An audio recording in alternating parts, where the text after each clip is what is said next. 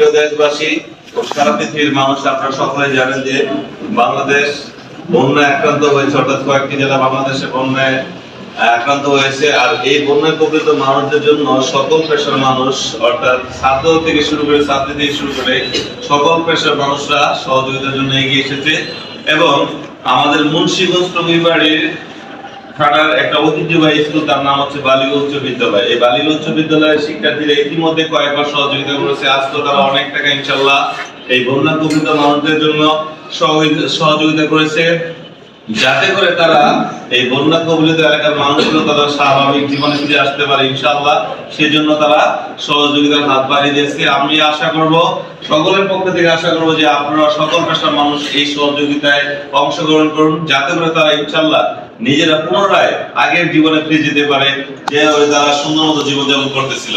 তো আজকে আমি এই ক্লাস 10 এর যে টাকা উত্তোলন করেছেন ক্যাপ্টেন, সেই ক্যাপ্টেন হাতে আমি টাকা তুলে দিতে চাচ্ছি। আমি প্রথমে সেই ক্যাপ্টেনকে ডাকছি, তার নাম হচ্ছে জুবাইর আহমেদ।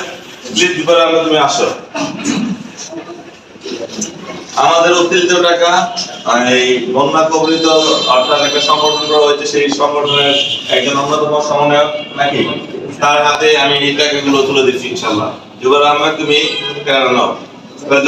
ইতিমধ্যে টাকাটা বুঝে দিলাম। আশা করবো সকল পেশার মানুষই আমরা সহযোগিতা করবো এবং সাহায্যের হাত বাড়িয়ে দেবো ইনশাআল্লাহ। আল্লাহ হাফেজ।